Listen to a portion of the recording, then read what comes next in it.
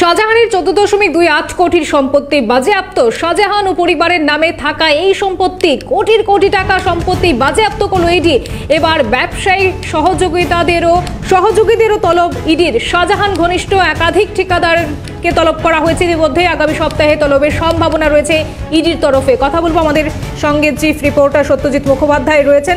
সত্যজিৎ, আগামী সপ্তাহে তলবের সম্ভাবনা ইডির তরফে রয়েছে, আর কি বিস্তারিত?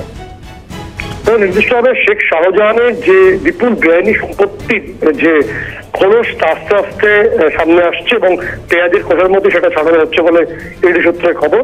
ইতিমধ্যেই যে ছবি আসছে ইডি সূত্রে যে তার ঘনিষ্ঠ পরিবারের লোকজন এবং যে ট্রাস্ট তৈরি করা হয়েছিল শেখ সুমাইয়া ট্রাস্ট, সেই ট্রাস্ট সবকিছু মিলে প্রায় 15 কোটি টাকার মতো সম্পত্তি গ্রহণটি বাজেয়াপ্ত ইডির তরফে করা হয়েছে।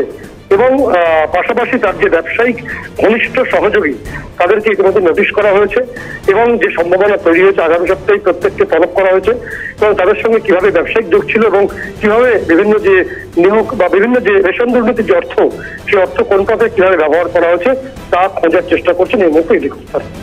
বেশ, আপাতত ধন্যবাদ সত্যজিৎ তোমাকে।